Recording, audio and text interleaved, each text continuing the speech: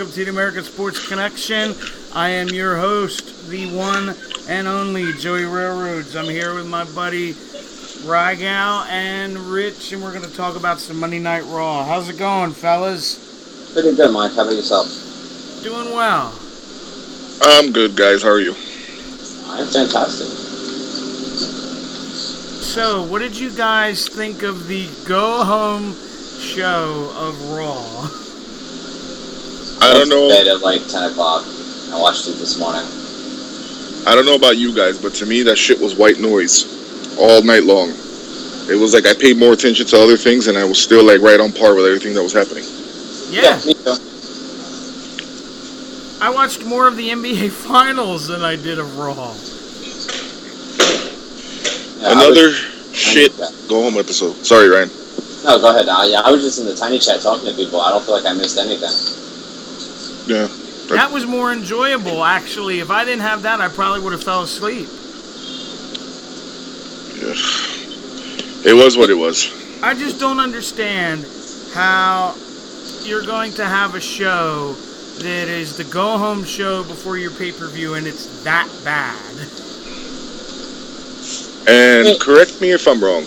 Is the AJ Styles Cena match like being heavily more promoted than the title match? At this point, yes. Yeah. So if I'm just a casual guy that, watches Raw here and there, I'm thinking to myself, well, that's the main event, clearly. Or that those guys mean more than the title. Basically. Well, when the title's on Roman Reigns, AJ Styles definitely means more than Roman does. Yeah. All right, we had the New Day open the show, cutting a promo that eventually leads to Enzo and Cass coming out. I really enjoyed the interaction with New Day and Enzo and Cass.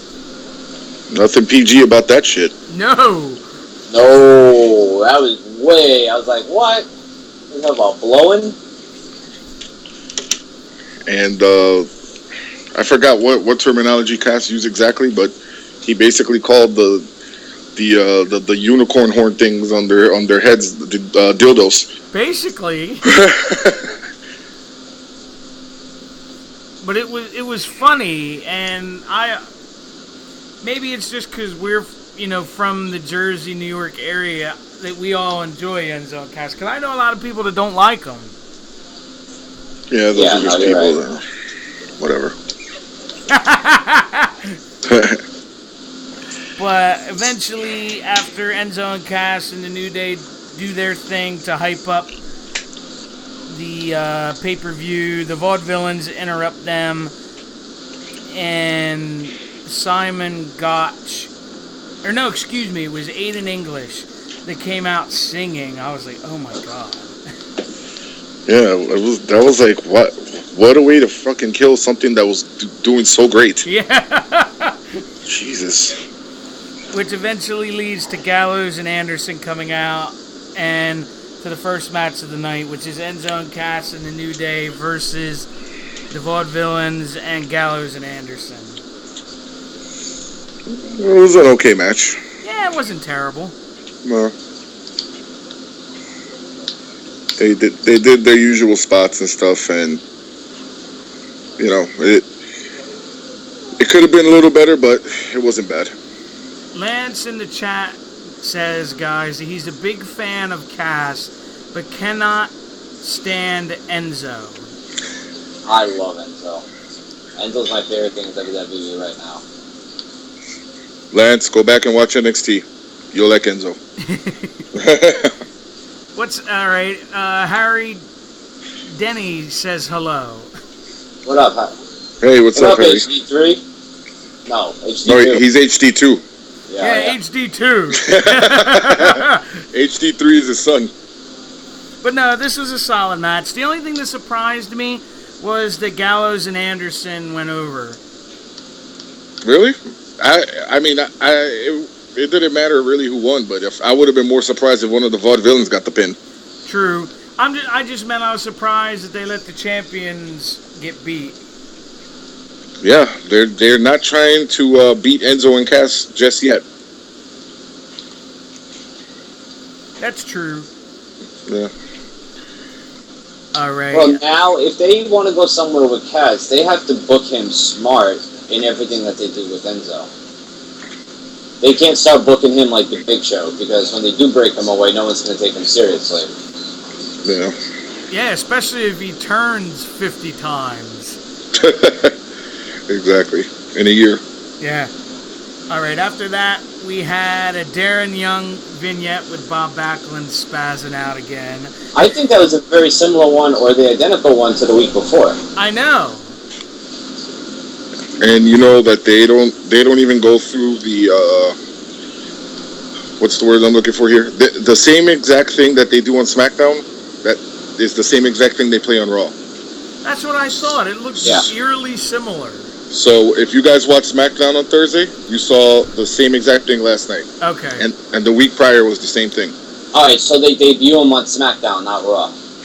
Yeah, well, I mean, at this rate, why not just freaking stretch it out till July 19th? You know what I mean? Yeah. I don't know about you guys, but I'm not in a rush to see Darren Young get back in the ring. It depends, because he's not a bad worker. Yeah, he's not, but I don't know. I'm just hoping that they don't try to exploit what happened in Orlando now through him. Oh, God, you're right. They've never mentioned the gimmick. I mean, they've never mentioned it as part of his gimmick, though. No, I know that, but you know how WWE works. They'll take some real-life event sometimes, and then they'll exploit it. A quick example: Slaughter with the war in Iraq. Yeah. And they'll exploit it just to get, you know. But they weren't a PG family trade. I mean, New York Stock Exchange traded company at that point. That's very true too. Yeah, that's also true. So, well, here's a quick story about that you brought that up, Rich. Mm-hmm. I laugh when Slaughter had his heel run. They had syndicated G.I. Joe episodes on as him as a good guy. Wow. And it was crazy. Him and his family were getting death threats. They had to move his wife and his kids to another location. They were supposed to have WrestleMania 7 at the Coliseum. Right. Yeah, the urban legend behind that is that they didn't want to do it because it was an open field and they were afraid of like an attack on Slaughter. Mm-hmm. But the truth of the matter was that they weren't moving tickets like they thought they would. So they just went and downgraded to the sports arena. Yeah, whatever it was called back then. All right, next we had Shane and Stephanie cutting a promo. Eventually, Kane comes in and basically puts in that he wants to be the general manager of SmackDown. I actually genuinely enjoyed Kane's interaction so much more than Teddy Long's last week. Bless you. Yeah, saloon. Okay, my dad's dead with his sneezes. Well, every week now, this looks like this is going to be a thing. What's the money that Vicky Guerrero makes an appearance before the 19th? Of course. Make a bet. Vicky Guerrero, John Laurinaitis. Yes. When does Eric Bischoff's DVD come out? I was just going to say, Eric Bischoff. Yeah, whatever. Like the day before his DVD comes out, he'll be the one coming out. Who else? Booker T was once a SmackDown GM. Yeah. So, hey, what about the greatest GM in history, Mike Adamle? Yes. Jesus Christ. Hey, Lance comes up with a good point here in the chat. He goes, I think Kane's role was supposed to be for Teddy Long, but he was so bad last week, they switched it to Kane. Yeah, that was just horrible. I don't know if Teddy was drinking or something, but... So he tried twice and still couldn't say the longest weekly episodic television show. Right. And the thing was that he was describing SmackDown while on Raw, the true longest running weekly episodic TV show. And then heel Jericho made fun of him. Yeah. Which was hilarious. Yeah. Then he said he was going to make a disqualification match. I was like, how do you make I thought you made a non-disqualification match. Yeah, I was like, every match is a disqualification match. Jesus. Oh, dang. After this, we had Titus come out that he was going to have a match, and Rusev attacks him from the behind and just beats the snot out of him. Yeah, like I told you guys, I have a feeling that Titus is just there to be fed to Rusev. That's what I feel. I had said this a couple weeks ago, that they're going to make an example of Titus. What if he wins? I'll be very shocked. Yeah, if he wins, that'd be cool. They started playing his commercials again about being a good dad, so... Yeah, I saw that. So maybe... in honest truth, they did that the week he came back. Okay, well, I don't know. That's the first one I've seen in a while. Yeah, I didn't see it when he came back, so... All I know is the way that it's being portrayed to me, this is solely my opinion, is that they're setting him up just to get fed to Rusev, and they're going to keep that title on Rusev for, I'm assuming, whatever period of time. Well, I'm assuming he'll just hold on to it right through when they do the brand extension split. Yeah, because it doesn't look like they have any plans for him to lose it. Right, and they definitely don't have any plans on moving the Intercontinental title because the champ is not even there. So, ain't that the truth? All right, next we had the Ambrose. An interesting prospect, though, because Money in the Bank is before. So your Money in the Bank winner technically cash in on any champion. That's true. Listen, if you win the Money in the Bank and you go and you cash in to win the U.S. title... No, I mean, I'm figuring that they're going to have a second world champion. Oh, okay. I was about to say, if you're gonna cash in to win the U.S. title, the Intercontinental title, do like Joey's name and go stand on the railroad. Yeah, wait, this isn't Feast or Fired? No.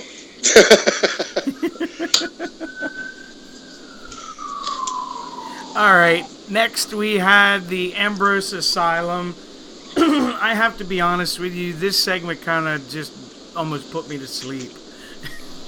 So the show that Stephanie McMahon canceled mysteriously comes back with no explanation whatsoever. Like, they couldn't just have, somebody... But shame on you for remembering stuff the WWE did. Shame! Exactly. You're one of the fans that they don't cater to. So, yeah, that segment was horrible. I will say, though, the one part that made me laugh was when Ambrose was introducing Seth Rollins. The scum of the earth. Yeah. He was trying to be funny with both of them, but like when Rollins came in the ring, he gave him like that little weird hug. Yeah. And stuff. But it was just bad. And I honestly think that Dean Ambrose did that last part of the dirty deeds just to try to save it. That, and I almost think that it's like they're teasing he's going to win the Money in the Bank and cash it in for the Shield triple threat, which I hope does not happen. No, at this rate, if they're not going with Kevin Owens as the guy who's going to win that, then horrible booking idea. Mm-hmm. Like I said, the Money in the Bank has always been for a heel, and if that's the way you're going to so-called turn Dean Ambrose heel, it's not going to work because they already hate Roman, so cashing in the Money in the Bank is only going to make Dean an even bigger face. Yeah. Should he hold on to the title after the Rollins match, I'm saying. Yeah. Yeah, I fully agree with that. I also think Money in the Bank was just made for a guy like Kevin Owens. I agree. He's cowardice. It's just perfect. Like, go to cash in and then realize the guy isn't hurt enough and like take it back, throw a fake tantrum. He's sarcastic. I think that would be I think he'd be at home. And you know what gave it away? His promo last week when they were all standing on the ladders. Yes.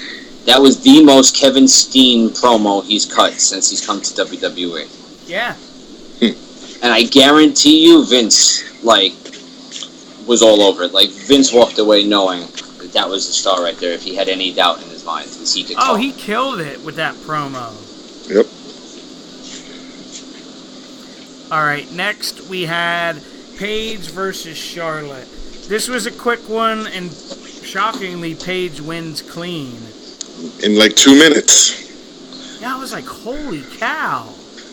And what was up with that? Dana Brooke throwing Charlotte in the ring like almost like they're adversaries instead of like partners. I know. Like it was like she was trying to keep her away from Natalya and Becky Lynch, who were doing commentary. Well, that's gonna be a barn burner of a match. Not really, guys. I'm just being funny. I know you are. Oh, before we even go there, it wasn't even announced on Raw because it's a joke already. The pre-show match for the third time in a row: Baron Corbin versus Dolph Ziggler. I thought the pre-show match was going to be Apollo Crews. Well, then there's going to be 2 pre-show matches Yeah, they have 2 pre-show matches because they announced before that even happened it was going to be Dolph Ziggler versus Baron Corbin again. Yep, yeah, they're just having like 2 pre-show matches this time. See, you guys are just like the fans. I said it twice and nothing. You were silent. So there you go. Bro, I actually had to go Google that. Not that I didn't believe you. I just wanted to make sure maybe you weren't reading something from a couple months back or any of the last couple months. And like, nope, it's really on the pre-show again. Yeah. Which makes me think. I went on Wikipedia. Yeah. Last night during Raw, they announced the match for the pre-show with Apollo and Rocksteady, and then they said it'll also be joining Dolph Ziggler and Baron Corbin. I was like, are you fucking kidding me? Dude, and and Ziggler and Corbin haven't even been on Raw in what? At least 2 weeks? Yeah, the last time they were on, that's when he put on when he kicked him in the nuts. Yeah, the wrestling headgear and kicked him in the balls, and that was it. They haven't even interacted on SmackDown, I think. Question. Yes. Do they not know what they want to do with Corbin, or has somebody already soured on Corbin? It's possible. It could only be one of those two. Either they don't know what they're going to do with him, like they brought him up and they don't know what they're going to do with him, or they brought him up and someone's not happy with what he's doing. Well, it could be his fucking attitude. Yeah, I think... We also don't know how much of that is real. Like in WWE. Yeah, that's true. Yeah, because if they were really a guy who was like that backstage, he would have gotten smacked around already by one of those veterans back there. But, yeah, he wouldn't have been Andre the Giant Battle Royal winner. But I just think that, you know what? Whoever it is that's in charge of who, you know, the talent and all that on the WWE side, they thought, we'll bring in these 2 guys, Crews and Corbin, right? Because all these other guys are hurt, and then all of a sudden, it's announced all these guys are coming back, and they were like, oh, shit. What to do now? I'm not sure. Like, they really don't know what they're doing. They had Sasha Banks wrestling on Superstars, for God's sakes. So... And Vince was supposedly real high on her. The only thing I can think about for her is that they're trying to keep her protected until they want to push her. But you could keep her protected by you know, beating whomever on Raw. I agree. Yeah. Either that, or they want to reintroduce her as a heel. But if she'd be going up against Charlotte, she couldn't be a heel. I don't know. There's too many ups in the air as why they have her off TV, but having her work live events. Yeah, it's strange. Yeah. Lance in the chat, guys, says he purposely bought the network just to see Corbin Ziggler 3. That's why I renewed. Oh, luckily he's on 3 months. Hey, what more could you want? Well, what's interesting... My 3-month subscription ended yesterday morning. I renewed it once I heard about Ziggler Pre-Show 3. Yeah. Well, Ryback isn't there anymore. Somebody needs to do their pre-show match. Yeah. I still crack up that he wore that shirt. Yeah, a pre-show stopper. What's funny is you bring up the whole Dana Brooke thing with Charlotte, and that was the next segment after that. They had like a a brief argument backstage. Yeah. Oh, you fucked me. Oh, but you're still the champ. That's the important part. Blah, blah, blah, blah. All it's going to lead to, basically, is she's going to walk out on Dana Brooke during the match on Sunday to get her ass kicked by It would just Becky be and... weird that they did it so soon. Unless they have a Stockholm syndrome where she just keeps abusing her, because it can go one of two ways. Either she's gonna, that's true. Kind of make her bitch, but eventually it's gonna have to lead to a turn by Brooke, unless she gets turned on. Either way, Brooke's gonna end up facing this. She's gonna be the face John Cena. I mean, the female John Cena.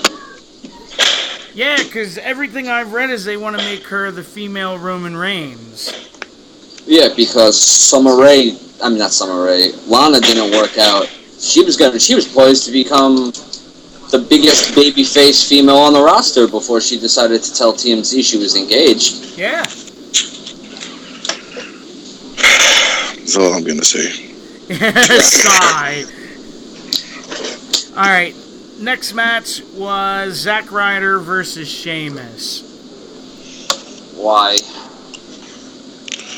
Thank God that at that moment... like Ryan said, why? At that moment, I was distracted by watching somebody's promo from the group. And right when the promo was done, I look up and Zack Ryder got pinned 1, 2, 3. Well, you didn't miss anything. I know, because the promo was 3 minutes long, so imagine. Oh, why do they keep doing this to Zack Ryder? And I had told Ryan this last night. They finally gave him new merch. Yeah, because now they know that nobody's going to buy that shit. Well, when he was pushing himself, that's when he was only right behind Cena, remember? Yes. But now that he's been buried so far down deep that he might as well be in Japan because he's been buried to the other side of the earth. But what's crazy is he has won every belt except the big belt. Yeah. Do you guys know, you know his move is called the broski boot, right? Yes. Yes. Do you know what a broski boot is? No. It's a slang term for a condom. Oh, God. But seeing that WWE has no problem screaming out 5-knuckle shuffle, I'm pretty sure they don't care about innuendos. Hey. Well, it can't be as bad as Brie mode. There you go. 5-knuckle shuffle means masturbate. You're doing the 5-knuckle shuffle. Well, there you go. The money that they missed out on that tag team right there. If you get too messy doing your 5-knuckle shuffle, put on a broski boot. There you go. Broski boot before you 5-knuckle shuffle. Sign me up. Alright, eventually Sheamus wins in under 3 minutes. After that, we have an Owens and Del Rio promo that eventually sets up them having to fight the Lucha Dragons, and if the Lucha Dragons win, they take their spot in Money in the Bank. Yeah, you're going to put the most unbelievable people to beat them as their opponents. Yeah. Like, why didn't you do something like, you know what? Never mind. I don't even know where I was. What? I know what you mean. It's just like, put two people that are at least believable. That could beat them. Like, seriously. Like, why didn't you have, Miz come back for this one night to team up with whoever? And then just say if they win, they take your spot and whatever. But it turned out to be the Lucha Dragons. And Kalisto has fallen faster than I don't know what since he's lost that U.S. title. Than Zack Ryder. That was just an ongoing fall. But but yeah, he just fell quick.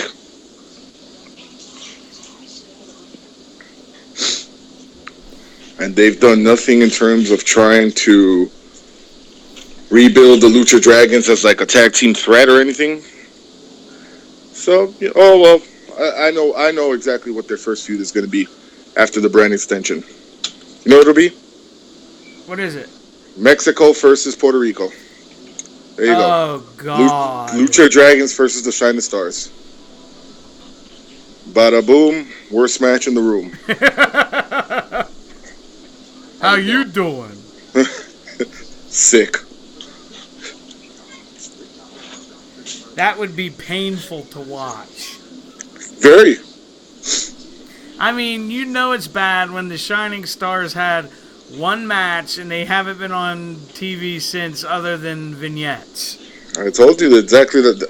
Didn't I tell you when we reviewed Raw? You were on point, because I gave them a little rope, but Jesus Christ. Didn't I tell you? I hope you enjoyed seeing those guys, because you ain't going to see them again unless it's on main events or superstars.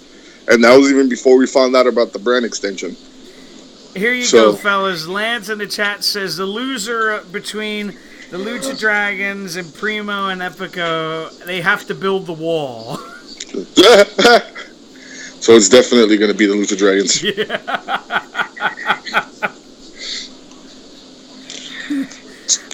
All right. Next, we have Cesaro versus Sami Zayn. This was the only good match, really, of the night. Very good match. Exciting finish. Why it was just free on Raw, I have no idea. But it was good. Me and Ryan talked about this last night. The ending of the match was awesome. Yeah, it was. And I'm happy at least that Sami Zayn got a win for once. I mean, don't get me wrong, it comes at the expense of Cesaro, but can't bury the freaking guy every week, so.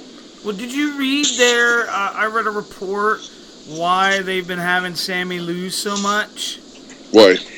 Because they think it'll get him sympathy. He's already got the underdog thing going for him already. I know. I was like, what? What the fuck? Is that their new word for burial? AJ, we're going to gain sympathy for you this Sunday versus Cena. Jesus. He's already got the underdog gimmick going. So what other more sympathy does he need? I know. He feels like the next Daniel Bryan to me, and I feel bad saying this because I like Sami Zayn, but it's just, right now, him to me is just kind of eh. Yeah, I mean, was it Payback when he fought Kevin Owens one-on-one? Yes. Loses clean 1, 2, 3. Then comes out during the next match to kick Kevin Owens' ass, and he still gets his ass kicked. And I was like, wow. When have you seen that in wrestling? Very The babyface comes down to fuck the heel up. Unless it was like Santino Marella coming to attack Undertaker or something. And he still gets his ass kicked regardless. Well, Ryan always says, and he'll agree with me when I say this, he wishes he would go back under the mask. Oh, absolutely. Once he took off the mask, very quickly all his mystique kind of wore off for me. It's like he's fucking redheaded, skinny guy who, I don't know, there's something missing. I like not knowing what he looked like. Hey, and the crowd still responds to him like he's generical with the ole, ole, ole, so. That reminds me, Rich, you probably have seen it. Ryan showed it to us in the tiny chat this past Monday, not 2 weeks ago. The promo thing that did with El Generico and Colt Cabana. Oh yeah, I've seen it. Yeah, that was good stuff. Now Lance has a good point. He says he guesses WWE logic, only Mexicans can wear masks. Well, yeah. Because I said there's not very many I could think of that aren't. Yeah, because if you were Caucasian, you had to use face paint. You weren't allowed to use a mask. With the exception of Ultimo Dragon, you're right. Yeah. So you never saw like a Caucasian guy with a mask on, unless it was like just to try to play the crowd real quick. But Yeah. nobody except Mr. Wrestling 1, 2, and whoever else continues from there. That's about it. And Kane and Mankind, but that was character specific. Yeah. Yeah. Well, Zayn beats Cesaro. Then we had the Cena Styles contract signing. I hate contract signings. Yeah, and Cena just kept on with the burial of AJ Styles with the insults and stuff. I was like, Jesus Christ. I thought that was the greatest promo I've seen in a while. I liked how AJ got fed up at the end. He was like, "With your Kmart wearing ass." Yeah. I thought AJ has actually cut really good promos since he's turned heel. Yes. Yeah. So, the only problem I had with that was, one, okay, they did the thing where he either has to fight Cena by himself or with the club. That's why they laid out the 2 contracts. Yeah. Right? But they didn't have, like, any interaction. And why didn't he come out with the club? You know what I mean? And then tell them right there in the ring, look, get the fuck out of here. I'm going to take care of this jerk off myself or something. By myself. Something along those lines. Because last week on SmackDown, that AJ's promo when he was making fun of Enzo and doing the whole thing in the ring. That was great. That was a great heel promo. And he was with the club, but they didn't follow up on it. I agree with you. So I'm expecting a good match here. So I think it'll be really good. Yeah. Cena's a fuck ton better than the IWC gives him credit for.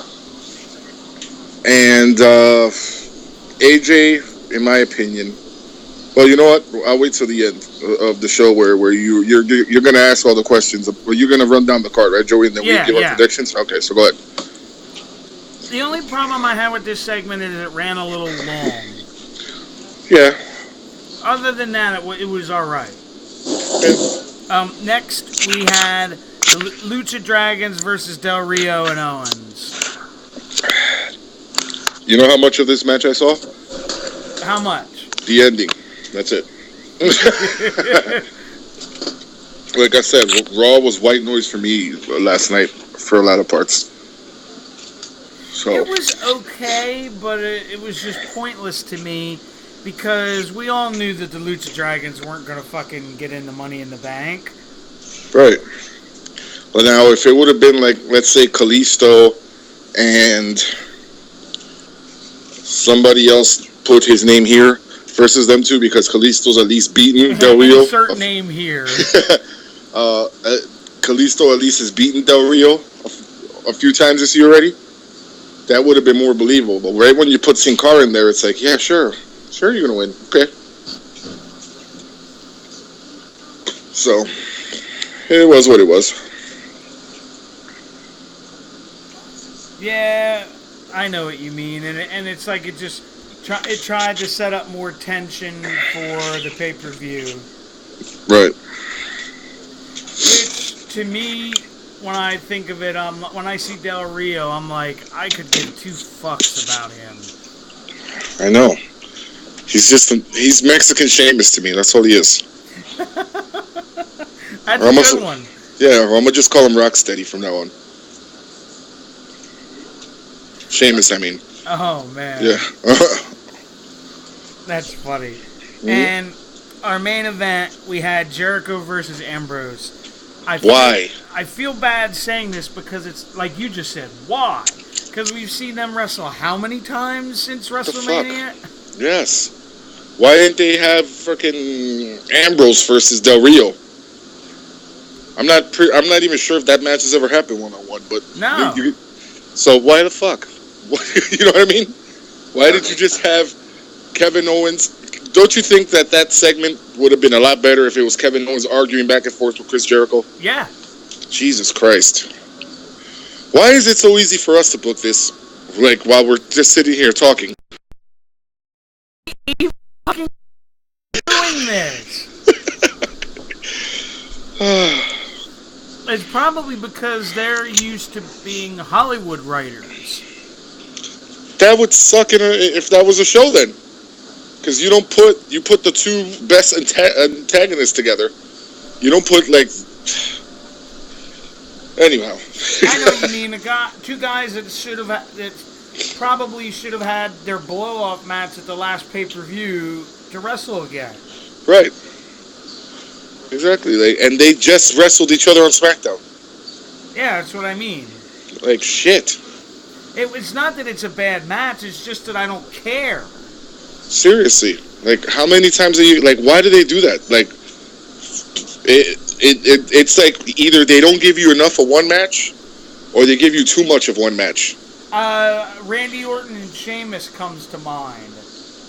Oh, Jesus. And, what was it? Bray Wyatt and Roman Reigns? Yeah. Del Rio and Kalisto, most recently. Yeah, and the other thing I don't get is, and you guys will agree with me, when they would have Ambrose fight Owens, I don't think Owens ever beat him. Yeah, I told you last week. Owens has never beaten Ambrose ever. And when he got the Intercontinental title back, it's because he pinned Breeze. Yes. That was it. So, it is what it is, guys. What can we do? What do you think, Rye? I just think maybe they could do something with that in the future. You've never beaten me. One guy I've never beaten. Okay. I don't know. I just think WWE isn't really caring much right now about what they're putting out. Figuring that we'll just come back for anything. We do. Right. Well, Ambrose eventually wins with the Dirty Deeds, and it leads to all the Money in the Bank participants fist fighting, and the show goes off with Jericho grabbing the Money in the Bank briefcase. That's as close as he's going to get to that shit. I really thought, and this is one thing that annoyed me, was, and I'm glad they're not going to put him in it if he's not going to win it. But I really thought when Jericho got up to the top that Bray Wyatt was going to come out. So did I. You know what other fear I had? That right before this match went on, Kane was dismissed by Stephanie and Shane. Oh, so I was like, God. I swear to fucking God, if Kane comes out as Demon Kane and starts choke slamming people, that's it, I'm done. So I'm wondering now if Bray is going to interfere at Money in the Bank, because everything I'm reading is that he's going to feud with Jericho when he comes back. So I would assume then that he'd come back the next night, because why interfere if that's a heel tactic and you're clearly going to be the face? Well, yeah, that's true. Unless he's just one of those type of, well, that wouldn't make sense. They're going to make him like the anti-hero. Yeah, that wouldn't make sense though. That made sense Attitude Era, but not in the PG era. No, I know what you mean. But that's how the show ended. Yeah. All right, I'm going to pull up the card for Money in the Bank, and you guys can give me your thoughts. Okay. I'm just going to go straight down the list. Okay. Number one, pre-show, we talked about Dolph Ziggler and Baron Corbin.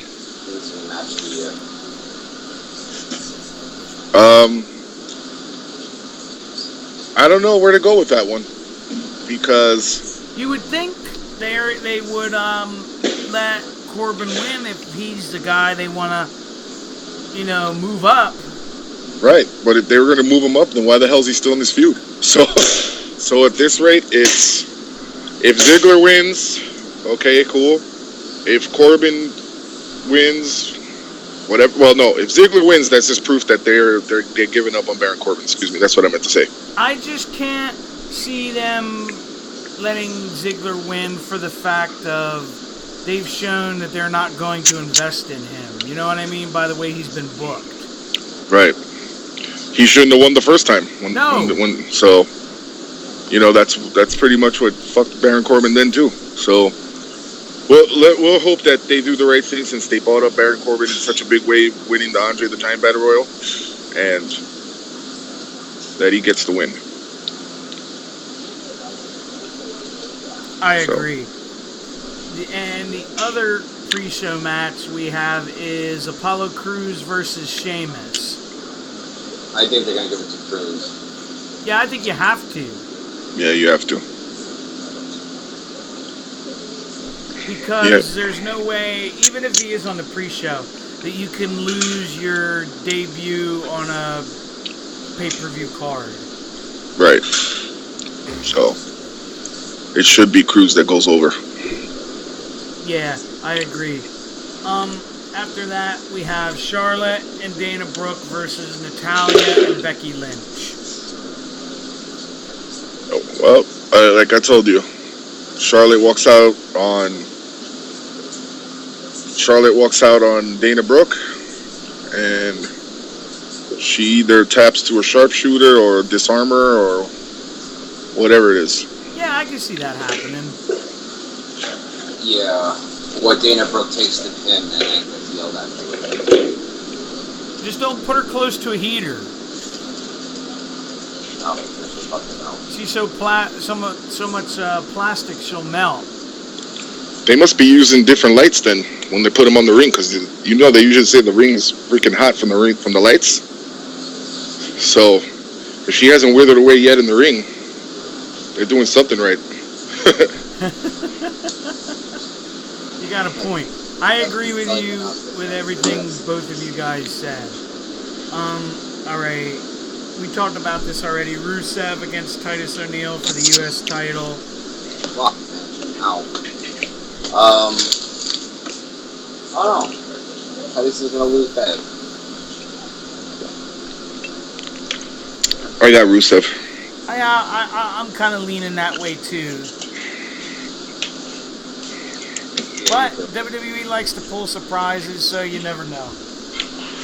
Either Rusev straight up wins or Titus wins by disqualification. There you go. Yeah, that's true. They could do that to prolong the feud. Mm-hmm. That might make sense. Yeah. All right. Now we have the New Day, Anderson and Gallows, Enzo and Cass, and the Vaudevillains for the tag titles.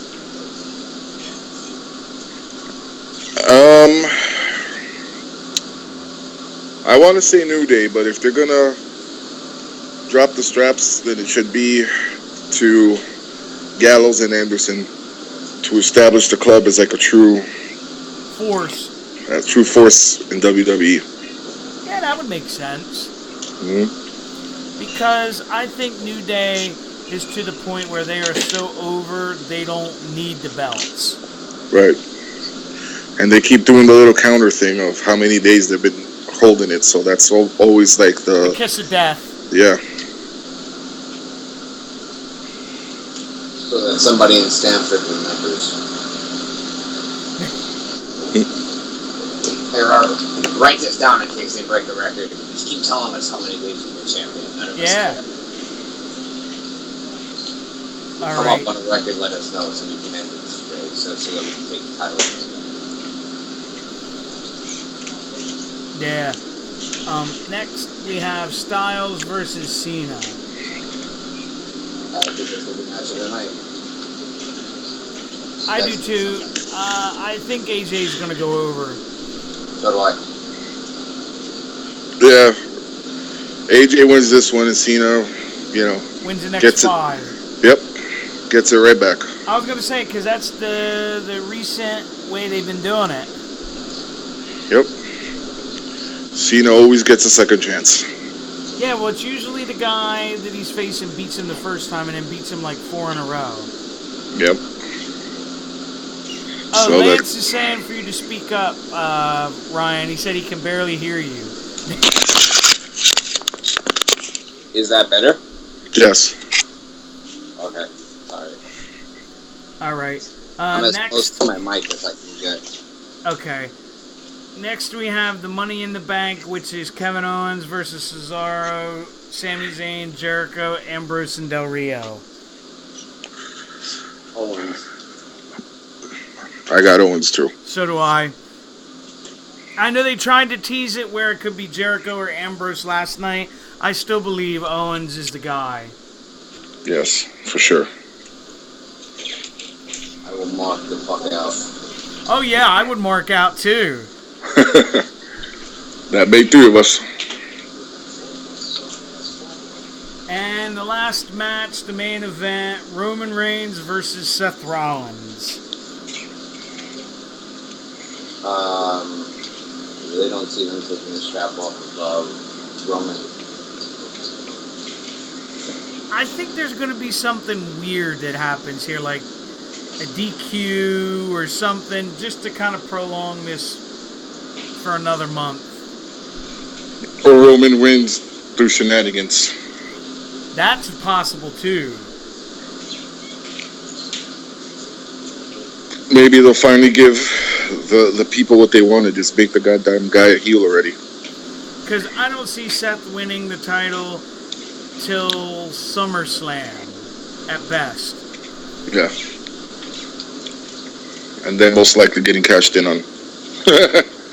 Oh my God, would that make people crazy? Like, say if Rollins wins the belt and then Owens cashes in and wins it in Brooklyn, they'd lose their goddamn mind. Yep. And Ryan can tell you this because they love Owens there. Yep. Rich now is Richard from here. Yeah. Oh yeah, I keep forgetting. Rich, did you go to Ring of Honor shows or not too much? Yeah, I went to a lot of Ring of Honor shows. The first one I ever went to was Nigel McGuinness was the champion, defending in a 4-way versus Bryan Danielson and the other 2 people's name escapes me at the moment. But I've been to quite a few of them when they were in the Hammerstein Ballroom. Yep. Nice. All right, before we get out of here, everybody, I have an announcement to make. Well, and I have to thank Rich for helping this to happen.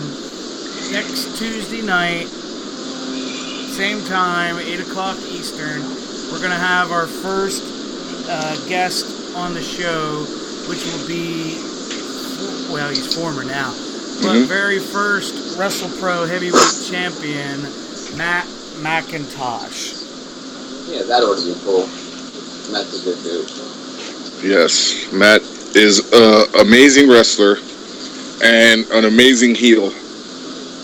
And Ryan, me and Ryan with a bunch of other guys and girls were at the WrestlePro show this past weekend. In Keyport.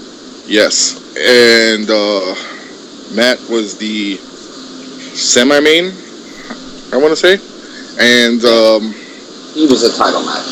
Yes, and at one point, the crowd's yelling at him, "You suck, or whatever." At one point, Eric's wife says, "McIntosh, you suck," while he's going up the rope, and he looks right in the direction where we're sitting. He goes, "Your mother sucks." So, and before that, I've been to another WrestlePro show where he was still champion. And he does not take shit from those fans, boy. He is a good heel. Yeah, he goes right back at the crowd. Not quite as bad as ECW Bully Ray, but give him time. He's getting there. He's got a bright future. I know his name is Bully Ray, but I said Bully Ray. But he was originally supposed to come on tonight, but he had some things that came up and got a hold of us, and he said he'll definitely be on next week's show. Yes. So, thank you to him for that. Yes, thank you, Matt, for willing to come on and have a chat with us for a little while. And that should be fun. Absolutely. I concur. But guys, we're going to get out of here for the evening. Don't forget to like, subscribe, share, all that good shit. And we'll see you back next week. So have a good night, everybody. All right, take care, guys. All right, take care.